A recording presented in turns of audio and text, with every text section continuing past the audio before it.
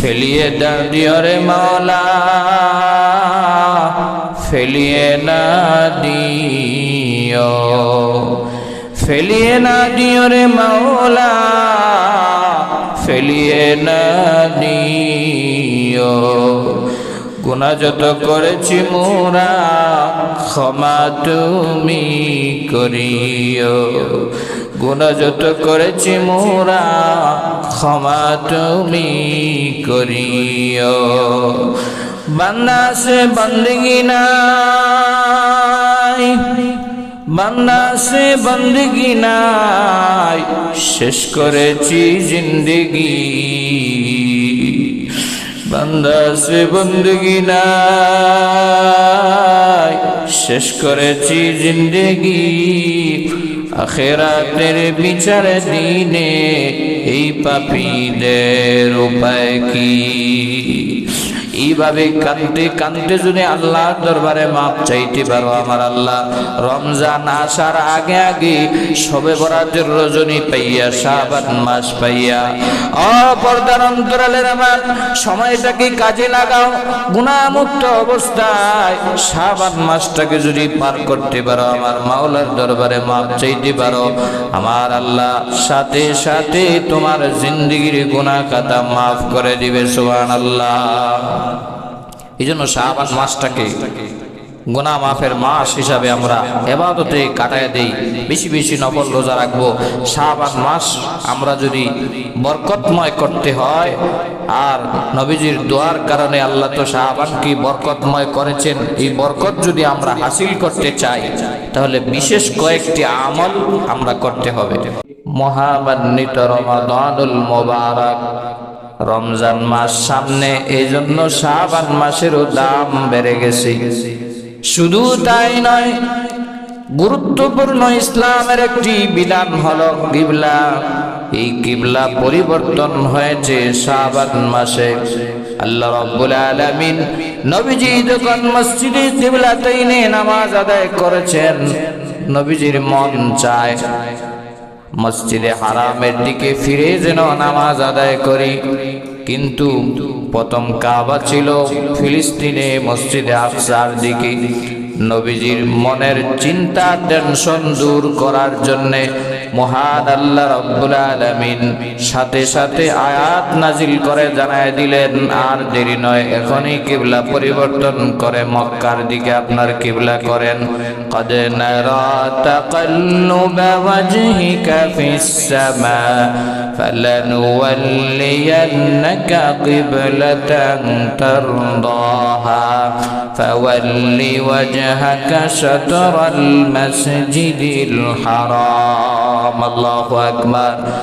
আমার বানারা যেই দিন কাবা পরিবর্তন হয়েছে, কিবলা পরিবর্তন হয়েছে, সেই দিনটাও ছিল শাবানের ভিতরে, শাবান মাসের ভিতরে কিবলা পরিবর্তন হয়েছে।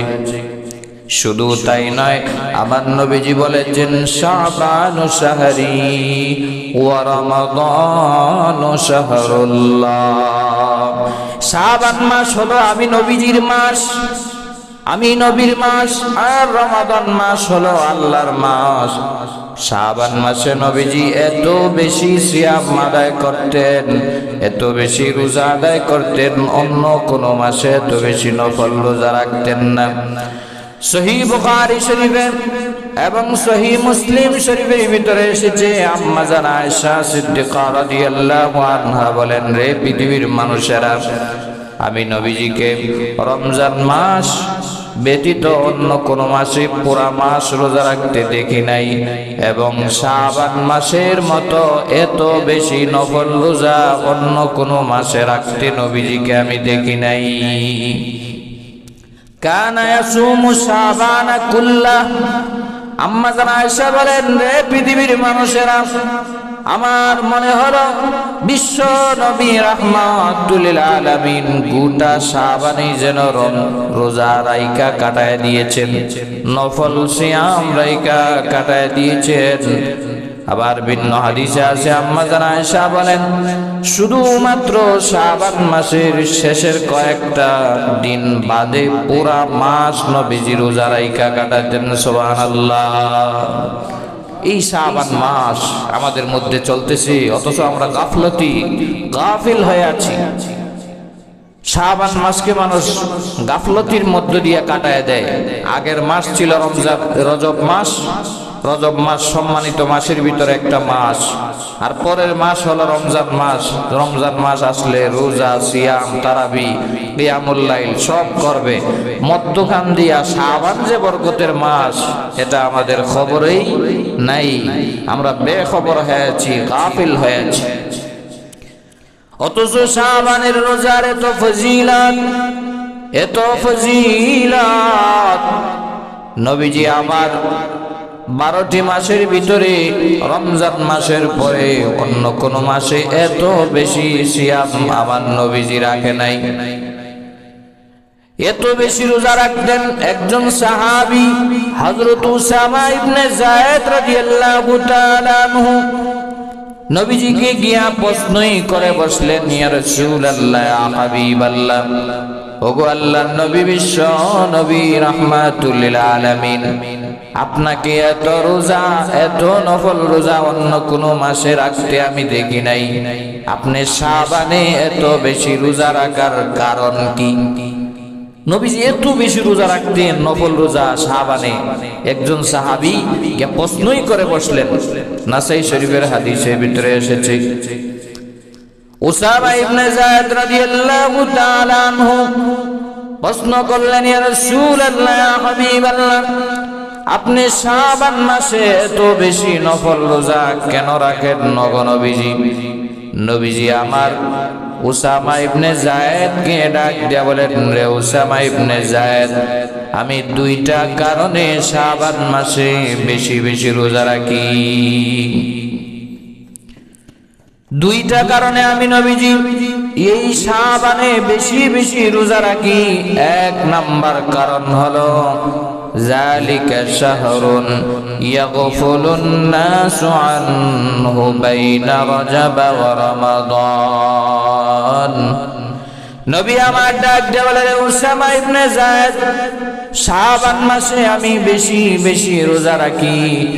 1 নাম্বার কারণ হলো, এই শাবান মাস মানুষ গাফলতির মাধ্যমে কাটায় দেয়, অবহেলার মাধ্যমে কাটায় দেয়। এই জন্য আমি আমার রবের কাছে প্রিয়ভাজন হওয়ার জন্যে, আস্থাভাজন হওয়ার জন্যে আমি শাবান মাসকে রোজার মাধ্যমে কাটায় দিই। সুবহানাল্লাহ। একটা কারণ, মানুষ এই মাসে গাফিল থাকে, অবহেলা করে কাটায় দেয়। কারণ আগের মাস রজব, পরের মাস রমাদান। আগের মাসও সম্মান করে, পরের মাসও ইবাদত করে, কিন্তু শাবান মাস মানুষ অবহেলায় কাটায় দেয়। এই জন্য আমি নবীজি অবহেলায় না কাটাইয়া আল্লাহর প্রিয়ভাজন হওয়ার জন্যে আমি শাবান মাসে বেশি বেশি রোজা রাখি। উসামা ইবনে যায়েদ রাদিয়াল্লাহু আনহু প্রশ্নের জবাবে মান নবীজি বলেন, শাবান মাসে আমি কেন রোজা রাখি? উসামা, তুমি জানো নাকি 2 নাম্বার কারণ হলো, যেটা গুরুত্বপূর্ণ বিষয়। 2 নাম্বার কারণ হলো, হাযা শাহরুন তুরফাউ আনহুল আমালু, তুরফাউ ফীহিল আমালু ইলা রাব্বিল আলামিন। রে উসামা ইবনে যায়েদ, শাবান মাসে আমি রোজা রাখার 2 নাম্বার কারণ হলো, এই শাবানে আমার আল্লাহর দরবারে বার্ষিক রিপোর্ট পেশ করা হয়। বার্ষিক রিপোর্ট আমার আল্লাহর দরবারে পৌঁছে, ফাউহিব্বু আন ইয়ারফা আমালি ওয়া আনা সায়েম। আর আমি পছন্দ করি, আমি ভালোবাসি আমার মাওলা যেন আমাকে রোজা অবস্থায় দেখে। আর রোজা অবস্থায় যদি আমার বার্ষিক রিপোর্ট আল্লাহর দরবারে পৌঁছানো হয়, আমার আল্লাহ খুশি হয়ে যাবে। আমার আল্লাহ যদি খুশি হয়ে যায়, আমি হাবিবুল্লাহ, আমি মুহাম্মাদুর রাসূলুল্লাহ, এটাই তো চাই। আমার রব যেন খুশি হয়ে যায়, আমার মাওলা যেন খুশি হয়ে যায়। রে উসামা ইবনে যায়েদ, এক নাম্বার কারণ হলো মানুষ গাফলতি করে কাটায় দেয়। আমি নবীজি আল্লাহর প্রিয় ভাজন হইতে চাই। দুই নাম্বার হলো যেহেতু বার্ষিক রিপোর্ট পৌঁছানো হয়, বার্ষিক রিপোর্টটা যেন রোজা অবস্থায় হয়, এই জন্য আমি শাবানে বেশি বেশি রোজা রাখি। সুবহানাল্লাহ। এবার আসেন, শাবান মাস এটা অবহেলায় কাটানো যাবে না, এটা ইবাদতের মাধ্যমে কাটাইতে হবে। শাবান মাসটা হচ্ছে প্রস্তুতির মাস, রিহার্সেলের মাস। ফুটবল খেলার আগে কয়েকটা ধাপে ধাপে খেলা হয়। যারা ফাইনাল পর্বে যাইতে চায় এর আগে আরো অনেকবার খেলাধুলা করিয়া তারপরে তারা ফাইনালে যায়। ফাইনালে যাওয়ার আগে কয়েকবার খেলা হয়, সেমি ফাইনাল, তারপরে আরো কয়েকবার হয়, যাতে করে ফাইনালে ভালো খেলতে পারে। ঠিক তেমনি ভাবে রমজান মাস রোজা রাখতে প্রথম থেকে কষ্ট লাগবে। এই জন্য শাবান থেকে যদি প্র্যাকটিস করে, রিহার্সেল করে, রোজা রাখা যদি অভ্যাস করে, তাহলে আর রমজান মাসে কষ্ট হবে না, রোজা রাখা হঠাৎ করে কষ্ট হবে না। এই জন্য শাবান মাস এটা রিহার্সেলের মাস। শাবান মাস এটা ইবাদতের প্রস্তুতি নেওয়ার মাস। শাবান থেকেই আপনি ইবাদতের প্রস্তুতি নেবেন, নফল নামাজ বেশি বেশি পড়বেন, নফল রোজা বেশি বেশি রাখবেন। কারণ রমজানে বেশি ইবাদত করতে হঠাৎ করে আপনার কষ্ট লাগতে পারে। শাবান থেকে যদি অভ্যাস করেন, রমজানে আর কষ্ট হবে না। দুই নাম্বার যে কারণ শাবান মাস রোজা রাখার, দুই নাম্বার কারণ নবীজি বলেছেন বার্ষিক রিপোর্ট পেশ করা হয়। আমাদের জানা থাকা দরকার যে আমল নামা আমাদের তিন ভাবে মহান আল্লাহ রাব্বুল আলামিনের দরবারে পৌঁছায়। তিন ভাবে আমাদের আমল নামা আল্লাহ রাব্বুল আলামিনের দরবারে পৌঁছায়। একটা হলো দৈনিক রিপোর্ট, প্রতি আসর এবং ফজরের নামাজে প্রতিদিনের দৈনন্দিন রিপোর্ট আল্লাহর দরবারে পৌঁছে। সাপ্তাহিক রিপোর্ট পেশ করা হয় প্রতি সোমবার এবং বৃহস্পতিবারে। এইভাবে মাসিক রিপোর্ট পেশ করা হয়, বাৎসরিক রিপোর্ট পেশ করা হয় প্রতি শাবান মাসে। তো শাবান মাসে যেহেতু বাৎসরিক রিপোর্ট পেশ করা হয়, এই জন্য রোজা অবস্থায় যদি আমরা কাটাইতে পারি, আল্লাহর দরবারে যদি রোজাদার হয়ে যদি আল্লাহর দরবারে আমাদের রিপোর্টটা পৌঁছে, তাহলে আল্লাহ রাব্বুল আলামিন খুশি হয়ে যাবেন। আমার বান্দা আমাকে খুশি করার জন্য রোজা রেখেছে। সারাটা বছর রোজা রাইকা কাটাইলে যেই সওয়াব, নফল রোজা রাখলে যেই সওয়াব, শাবান মাসে বেশি বেশি নফল রোজা রাখলে সেই সওয়াব। জোরে বলেন সুবহানাল্লাহ। আমরা শুধুমাত্র শবে বরাতের দিনে রোজা নিয়ে বসে থাকি না। আপনি অবসর যেই দিন থাকবেন, যতদিন সম্ভব হবে শাবানে বেশি বেশি নফল রোজা রাখেন। হাদিস শরীফের ভিতরে এসেছে মাসের হিসাবে, আরবি তারিখ গণনা হিসাবে, চন্দ্র মাসের হিসাবে 13, 14 এবং 15, এই তিনটা তারিখে যদি আপনি রোজা রাখতে পারেন, যেটাকে আইয়ামে বীদের রোজা বলা হয়। আরবি মাস অনুযায়ী 13, 14, 15 এই তিনটা তারিখে আপনি যদি রোজা রাখতে পারেন, 3 দিন রোজা রাখেন, আল্লাহ রাব্বুল আলামিন সারা বছর রোজা রাখলে যেই সওয়াব, সেই সওয়াব আপনার আমল নামায় মহান আল্লাহ দিয়া দিবে। সুবহানাল্লাহ। এই তিনটা দিন আমরা রোজা রাখার অভ্যাস করব। চন্দ্র মাসের হিসাবে 13, 14, 15 তারিখ, এই 3 দিনের ভিতরে শবে বরাতের রোজাও আছে। তো মা বোনেরা যারা আমরা শুনতেছি, তারাও আমরা বেশি বেশি এই রোজা রাখবো, এবং বিশেষ করে এই 3টা দিন আমরা কোনোভাবেই যেন মিস না করি, এবং শাবানে বেশি বেশি রোজা রাখবো। এবার আসেন আমার প্রাণের ভাইয়েরা, শাবান মাসে গাফিল থাকা যাবে না, শাবান মাসকে অবহেলায় কাটানো যাবে না। তাহাজ্জুদের সময় সমস্ত মানুষেরা ঘুমায় থাকে।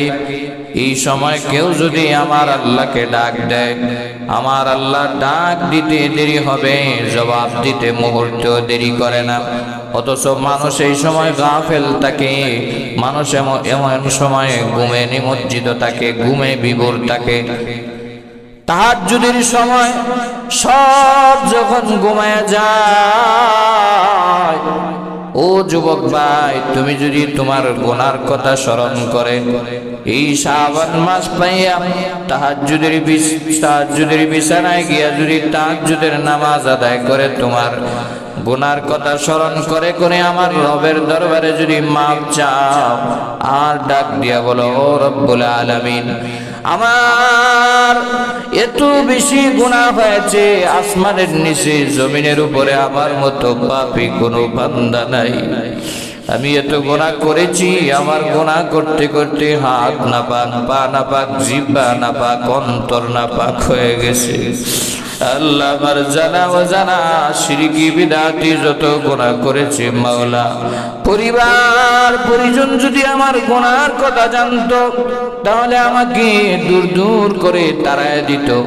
আপনি যখন 2 ফোঁটা চোখের পানি তাহাজ্জুদের বিছানায় ফালাইবেন, আমার আল্লাহ তো ডাক দিয়া বলে, কুল ইয়া ইবাদিয়াল্লাযীনা আসরাফু আলা আনফুসিহিম লা তাকনাতু মির রাহমাতিল্লাহ। আয় আয় বান্দা, যতই গুনাহ করেছ, পাহাড় পরিমাণ গুনাহ করো, সাগর পরিমাণ গুনাহ করো, আমি রবের রহমত থেকে কখনো নৈরাশ হইও না। যতই গুনাহ করে থাকো না কেন বান্দা, এর চাইতে দয়া আরো বেশি আমি রবের, হাজারো গুণে কোটি গুণে বেশি দয়া আমি আল্লাহ।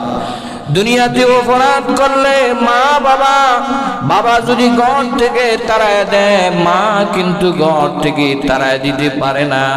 পিছনের দরওয়াজা দিয়া মা ডাক দিয়ে বলে, তোর বাবা তাড়ায় দিলেও আমি গর্ভধারিণী মা তোকে তাড়ায় দিতে পারি না। আয় আয় সন্তান, তোকে বুকে না নিলে আমার রাত্রে ঘুম হবে না। সেই মা বাবার চাইতে হাজারো কোটি গুণে বেশি দয়ালু আমার আল্লাহ। জুড়ে বলেন ঠিক না বেঠিক? এই জন্য আমার বানানা ভাইয়েরা, শাবান মাসকে অবহেলায় কাটানো যাবে না। গুনাহ মাফির জন্য এই মাসটাকে সময় করে কাজে লাগায় দাও, ইবাদতের মৌসুম হিসাবে কাজে লাগায় দাও। আর আল্লাহর দরবারে তাওবা করো, তাওবায়ে নসুহা করো, ইখলাসের নিয়তে তাওবা করে নাও। আমার আল্লাহর দরবারে যদি তাওবার মতন তাওবা করতে পারো, আমার আল্লাহ মুহূর্তে সমস্ত বান্দা বান্দীদের গুনাহ খাতা আমার আল্লাহ মাফ করে দেন। ডাক দিয়া বলে, রে দয়ার মালিক, আমার মতো অপরাধী গুনাহগার আর কেউ নাই। আপনি যদি মাফ না করো, কেউ তো আমাকে মাফ করবে না। দুনিয়াতে দেখেছি আল্লাহ আপনার গোলাম, কোটি কোটি গোলাম আছে, কিন্তু আমি বান্দা ছাড়া তো, আপনি মনিব ছাড়া তো আমি আর যাওয়ার জায়গা নাই। আমার তো আর কোনো মনিব নাই, মালিক নাই। ফেলিয়ে দিও রে মাওলা, ফেলিয়ে না দিও, ফেলিয়ে না দিও রে মাওলা, ফেলিয়ে না দিও। গুনাহ যত করেছি মোরা, ক্ষমা তুমি করিও। গুনাহ যত করেছি মোরা, ক্ষমা তুমি করিও।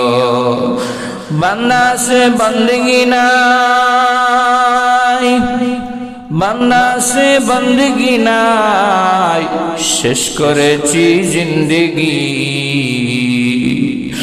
বান্দা সে বন্দগি নাই, শেষ করেছি জিন্দগি। আখিরাতের বিচার দিনে এই পাপীদের উপায় কি? এইভাবে কাঁদতে কাঁদতে যদি আল্লাহর দরবারে মাপ চাইতে পারো, আমার আল্লাহ রমজান আসার আগে আগে শবে বরাতের রজনী পাইয়া, শাবান মাস পাইয়া, পর্দার অন্তরালের আমার সময়টাকে কাজে লাগাও। গুনাহমুক্ত অবস্থায় শাবান মাসটাকে যদি পার করতে পারো, আমার মাওলার দরবারে মাপ চাইতে পারো, আমার আল্লাহ সাথে সাথে তোমার জিন্দেগির গুনাহ খাতা মাফ করে দিবে। সুবহানাল্লাহ। এই জন্য শাবান মাসটাকে গুনাহ মাফের মাস হিসাবে আমরা ইবাদতে কাটায় দেই, বেশি বেশি নফল রোজা রাখবো।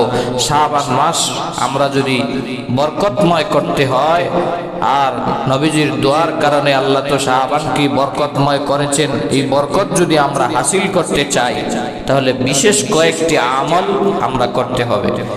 শাবান মাসকে বরকতময় করার জন্য, অর্থাৎ বরকত হাসিলের জন্য আপনি যদি শাবান থেকে বরকত নিতে চান তাহলে এই কয়েকটা আমল আপনাকে অবশ্যই করা লাগবে।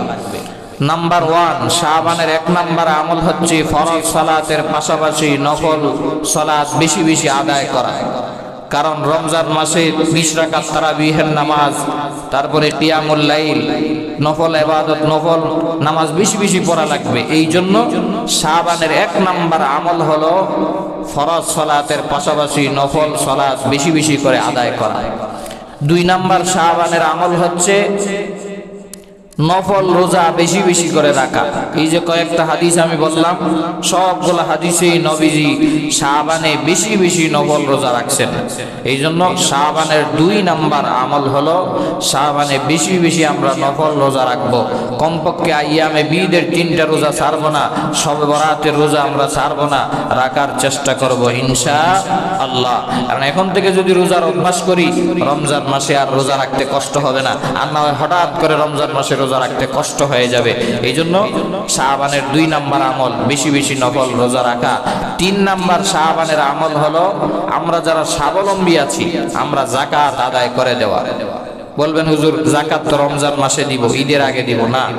শাবান মাসে সাহাবায়ে কেরাম বেশি যাকাত দিয়ে দিতেন, কারণ শাবানে যদি আপনি যাকাত দিয়ে দেন, যারা গরিব অসহায় আছে তারা রমজান মাসটা স্বাচ্ছন্দ্যে কাটায় দিতে পারবে।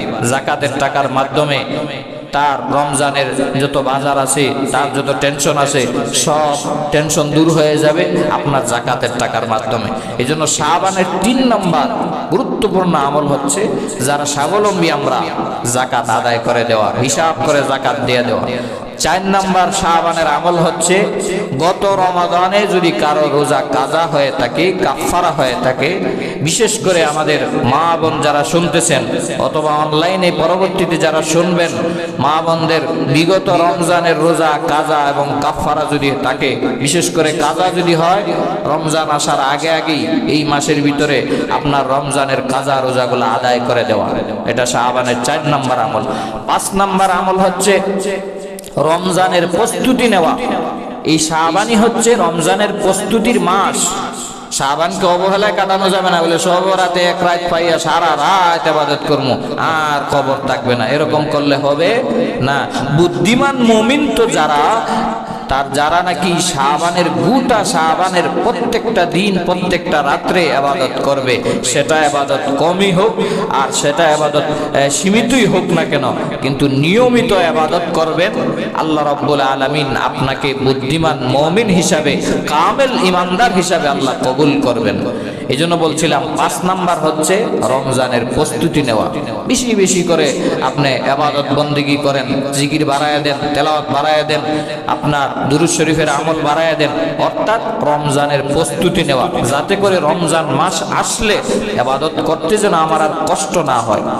আর 6 নাম্বার হচ্ছে রমজান মাসের মাসলা মাসাইল গুলা জানা, প্রয়োজনে হুজুরের কাছে যায়া, প্রয়োজনে আলেমের কাছে যায়া, প্রয়োজনে ইমামের কাছে যায়া, প্রয়োজনে যে কোনো হুজুরের কাছে, আলেমের কাছে, ইমাম সাহেবের কাছে, অথবা আমার পরিবারের ভিতরে যদি যোগ্য কোনো ব্যক্তি জানেওয়ালা থাকে ওনার কাছে যায়া রমজানের রোজাটা কিভাবে রাখতে হবে, সেহরি কিভাবে করতে হয়, ইফতারি কিভাবে করতে হয়, মাসলা মাসাইল কি আছে, অর্থাৎ রমজান আসার আগে যেন রমজানের বিষয়ে সব জ্ঞান আপনি যেন নিয়ে নিতে পারেন, এটা আগের থেকেই প্রস্তুতি নেওয়া। এই জন্য রমজানের মাসলা মাসাইল সম্পর্কে শিক্ষা গ্রহণ করা, এটা শাবানের 6 নাম্বার আমল। 7 নাম্বার আমল হচ্ছে আগত রমজানকে জীবনের শেষ রমজান মনে করে সব গুনাহ মুক্ত থেকে আপনি ইবাদতে নিজেকে কাটায় দাও, এটা 7 নাম্বার এবং শাবানের সর্বশেষ আমল। গত রমজানে অনেক মানুষ জীবিত ছিল, আমাদের আপনাদের এলাকাতে ছিল, চলাফেরা করছে, কিন্তু এই রমজান আসার আগেই 3.5 হাত মাটির নিচে চলে গিয়েছে, ঠিক না বেঠিক? এটারও গ্যারান্টি নাই আমরাও যে আগামী রমজান পাবো কিনা। এই জন্য রমজান মাসকে জীবনের শেষ রমজান মনে করে ইবাদতে মগ্ন থাকা এবং গুনাহ ছেড়ে দেওয়া। গুনাহ করা যাবে না। গুনাহ যদি করেন তাহলে আর আপনার এই রমজান দিয়ে কোনো ফায়দা হইল না, এই শাবান দিয়ে কোনো ফায়দা হইল না, শবে বরাত দিয়ে কোনো ফায়দা হইল না। নবীজি আমার বলেন, যে উম্মত রমজান মাস পাওয়ার পরেও গুনাহ মাফ করাইতে পারল না, তার মতো দুর্ভাগা হতভাগা আর কেউ হইতে পারে না। এই জন্য আমার প্রাণের ভাইয়েরা, যুবক ভাইয়েরা, কলিজার টুকরা যুবক ভাইয়েরা, মুরব্বী বাবাজিরা, পর্দার অন্তরালের মা বোনেরা, শাবান মাসটাকে অবহেলায় কাটানো যাবে না। এই 7টা আমল নিয়মিত আমরা করব, তাহলে আশা করা যায় শাবানের পরিপূর্ণ বরকত ফজিলত আমরা এখান থেকে নিতে পারবো ইনশাআল্লাহ। এই শাবানের 7টা আমল গুরুত্ব সহকারে আমরা আদায় করব। এই জন্য বলতেছিলাম, জীবনের শেষ রমজান মনে করে আপনি যখন রমজান আসার আগে প্রস্তুতি নেবেন, আয় আল্লাহ এই রমজান না জানি আমার জীবনের শেষ রমজান হইতে পারে, এই শবে বরাত না জানি আমার জীবনের শেষ শবে বরাত হইতে পারে।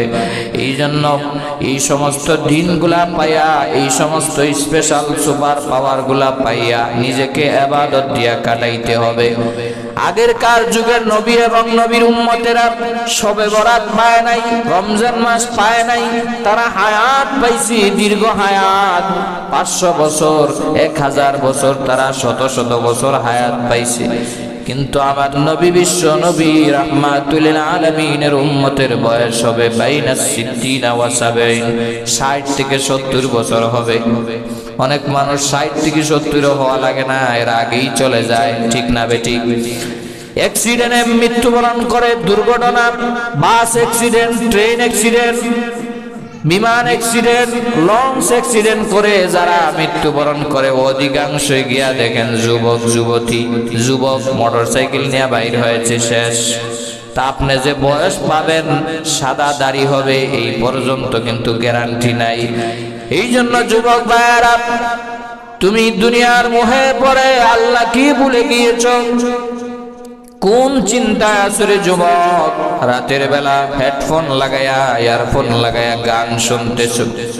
এমন তো হইতে পারে এই গান শোনা অবস্থায় মালাকুল মউত আজরাইলের সাথে সাক্ষাৎ হয়ে যাইতে পারে।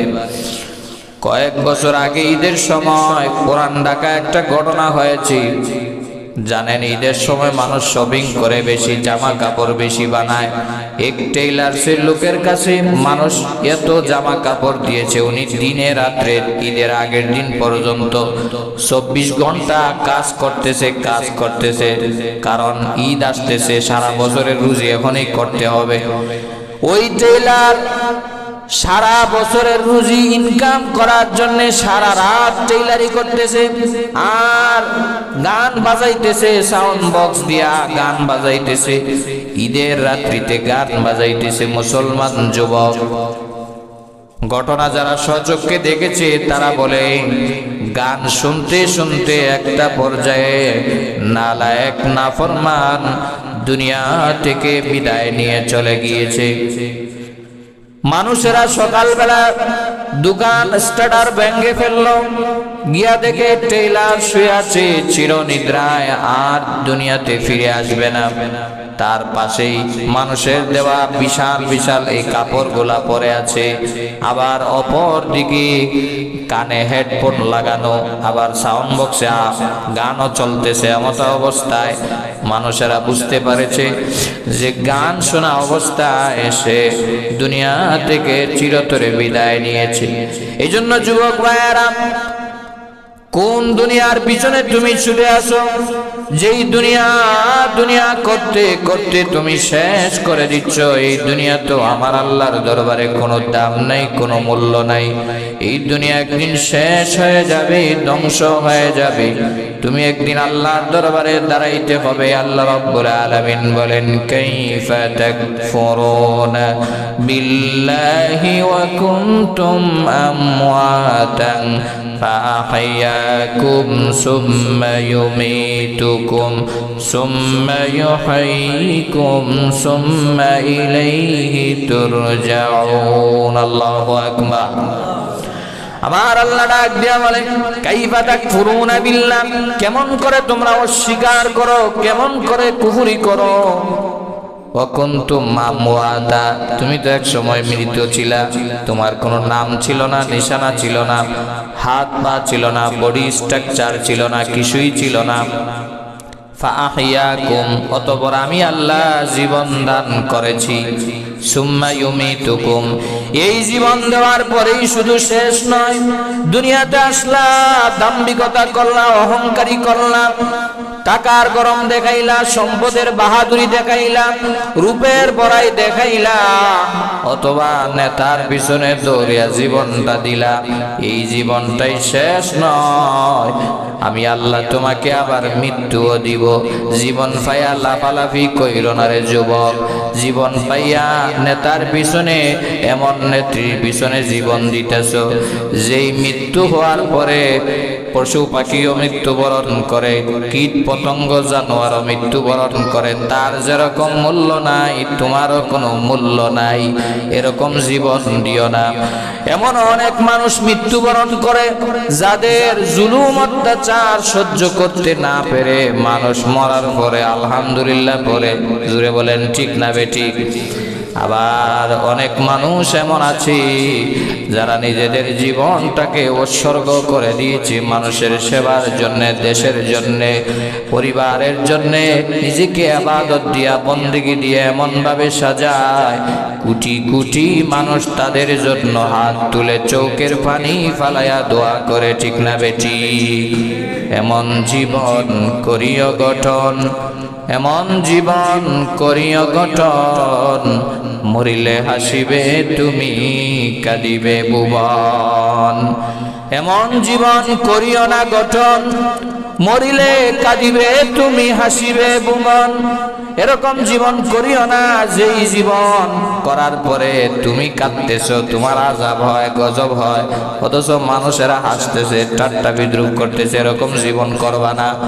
এমন জীবন করবা যেই জীবনের কারণে তুমি কবরে গিয়া সুখী শান্তিতে থাকতে পারো। মৃত্যু হইতে দেরি হবে, তোমার রূহটা ইল্লিনে পৌঁছাইতে ফেরেশতারা বিন্দু মাত্র দেরি করবে না। এই জন্য মায়ার নবীজি বলেছেন, ক্বালান নবিয়্যু সাল্লাল্লাহু আলাইহি ওয়া আলিহি ওয়া সাল্লাম, আল কবরু রাউদাতুম মির রিয়াদিল জান্নাহ আও হুফরাতুম মিন হুফারিন নার। এই কবর সাংঘাতিক জায়গা রে বাবা, সাধারণ জায়গা নয়। নবীজি আমার বলেন, কবর কারো জন্য, কারো জন্য হবে জান্নাতের বাগান, আবার কারো জন্য হবে জাহান্নামের গাড়া। এই জন্য এই কবর 3.5 হাত মাটির ঘরে আপনি আমাকে সবাইকে যাইতে হবে। মাটি দিয়ে আল্লাহ তৈরি করেছি, আবার এই মাটিতেই হবে শেষ ঠিকানা। মিনহা খালাকনাকুম ওয়া ফিহা নুঈদুকুম ওয়া মিনহা নুখরিজুকুম তারাতান উখরা।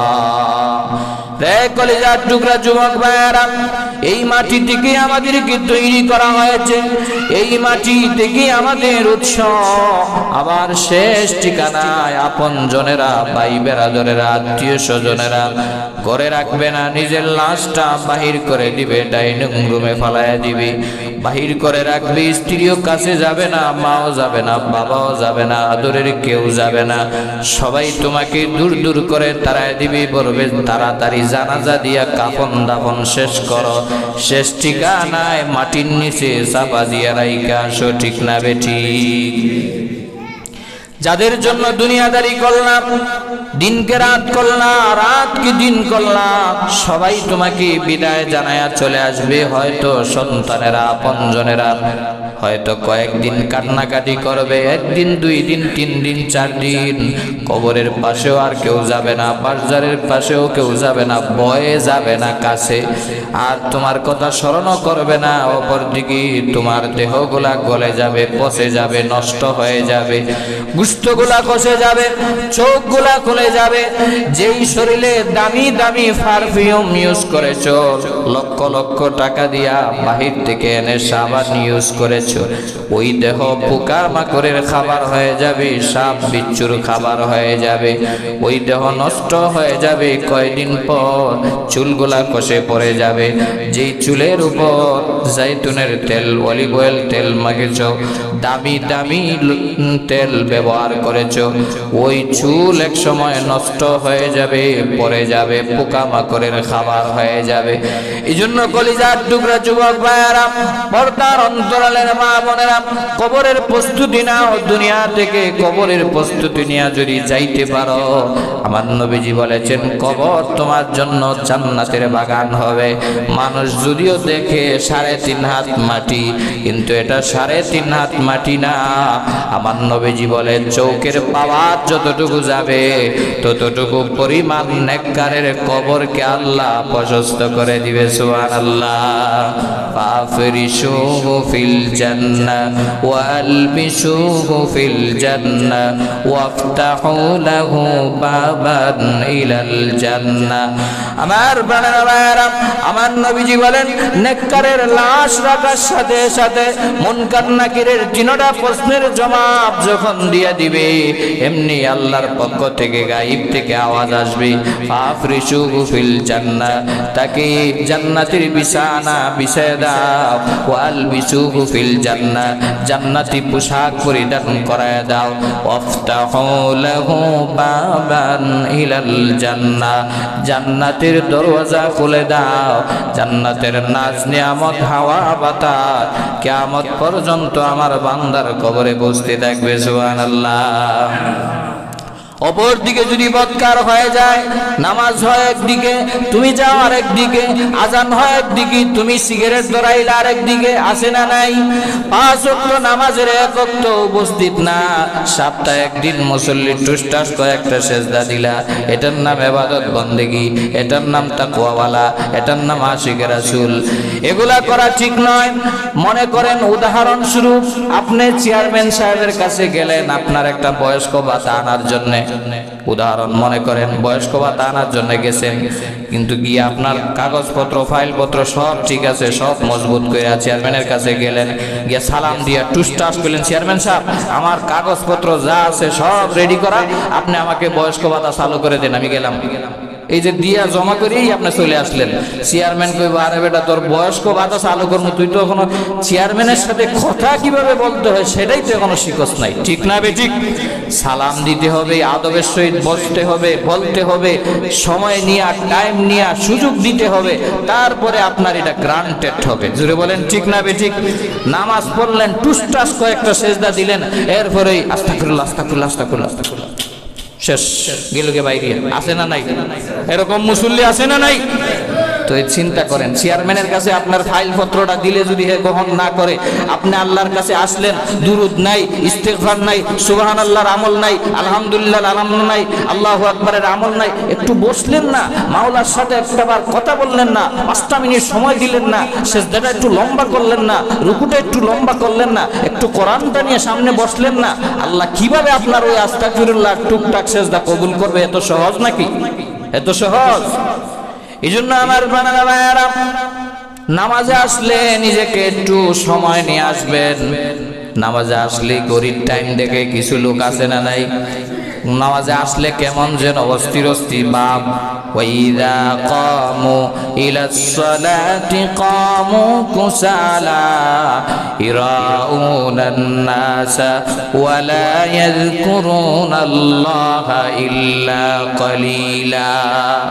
আমার বানানো কোনো কথা না, সরাসরি আল্লাহর কোরআন থেকে বলছি। ওয়াইদা কামু কুসালা, এমন নামাজি আছে যারা নামাজে আসলে শৈতুল্য বাড়ে, এদিক সেদিক তাকায়, কাহিলি সুস্তি করে, কেরাতটা কেন লম্বা হইলো, ইমাম সাহেবের কি আর কোনো কাজ নাই, তাশাহুদটা এত লম্বা কেন, বৈঠক এত লম্বা কেন, কেরাতটা এত লম্বা করলো কেন, এরকম মুসল্লি আছে না নাই? আল্লাহ বলেন ওয়া ইযা কামু ইলাস সালাতি কামু কুসালা, এরা শুধু নামাজ পড়ে না, ইরাউনান নাস, এরা মানুষরে দেখানোর নামাজ পড়ে। ওয়ালা ইরাউনান নাস ওয়ালা ইয়াযকুরুনাল্লাহা ইল্লা কালিলা। আমার আল্লাহ বলেন এরা নামাজ পড়ে, কাহিলি সুস্তি, এদিক থেকে তাকায় ওদিক তাকায়, বাহির হয়ে যাওয়ার চিন্তা করে, এরা তো লোক দেখানোর নামাজ পড়ে, আর এটাই হলো মুসল্লি। এরা এরকম প্রকারের মুসল্লি, এটা হলো মুনাফিক মার্কা মুসল্লি। জুড়ে বলেন ঠিক না বেঠিক? আল্লাহ সূরাতুল মাউনের ভিতরে বলেছেন ফাওয়াইলুল লিল মুসাল্লিন, এমন নামাজিও আছে যেই নামাজি তাদেরকে ওয়াইল নামক জাহান্নামে নিবে। জুড়ে বলেন ঠিক না বেঠিক? বলবেন হুজুর নামাজি আবার জাহান্নামে যায় কেন? নামাজিও জাহান্নামে যাবে, এটা আমার কথা না আল্লাহর কথা। আল্লাহ সরাসরি কোরআনে বলছেন ফাওয়াইলুল লিল মুসাল্লিন, এমন মুসল্লি, এমন নামাজি যারা কাহিলি সুস্তি, এদিক সেদিক তাকাবে, সময় খেয়াল করবে, সময় নিয়ে আসবে না নামাজ আল্লাহর জন্য। আল্লাহ আপনাকে 24টা ঘন্টা দিয়েছে, এর ভিতরে একটা ঘন্টা মনে হয় 5 ওয়াক্ত নামাজ পড়তে 1 ঘন্টাও লাগে না, 1 ঘন্টাও আল্লাহরে দিতে মন চায় না। আপনি ফাওয়াইলুল লিল মুসাল্লিন, এই জন্য মুনাফিক মার্কা মুসলমান হব না, আমরা মুমিন মার্কা মুসলমান হব, আমরা নামাজি হব, দিনদার হব, আল্লাহওয়ালা হব, মুত্তাকি হব, রোজা বেশি বেশি রাখবো, নফল নামাজ বেশি বেশি করার চেষ্টা করব, শাবান মাসে তাওবা ইস্তেগফার, কোরআন তেলাওয়াতটা বেশি বেশি করব, বিশেষ করে কোরআন তেলাওয়াতটা, রমজান মাস আসতেছে, আর রমজান মাসে আমরা যেন কোরআন তেলাওয়াতটা বাড়ায় দিতে পারি, শাবান থেকে অভ্যাসটা করব। আর আমরা তো রমজানে প্রতি বছর, গত বছর আমরা খতমে তারাবি পড়েছি, এইবারও ইনশাআল্লাহ পড়ার জন্য রাজি আছেন তো ইনশাআল্লাহ? না কারো বিরোধিতা আছে, হুজুর ভালো লাগে না, এত সময় দাঁড়ায় থাকতে পারতাম না, এরকম কেউ আছেন নাকি? কোরআন তেলাওয়াত করলে 1 হরফে 10 নেকি, আর এটা যদি নামাজে দাঁড়ায় আদায় করেন 1 হরফে 30 নেকি, আর যদি রমজান মাস হয় এমনিতে 1-এ 70। অনেকে এরকম আছে সারা জীবনের ভিতরেও একবার কোরআন তেলাওয়াত করতে পারে না, ঠিক না বেঠিক? আপনি হাফেজ সাহেবের পিছনে দাঁড়াইয়া বিনা কষ্টে, আপনি বিনা পরিশ্রমে একটা খতম কোরআনের সওয়াব পেয়ে গেলেন সহজে। এটা যদি কবরে নিয়ে যাইতে পারেন অনেক সওয়াবের কাজ এটা। এই জন্য আমরা সকলেই খতমে তারাবির জন্য প্রস্তুত থাকবো।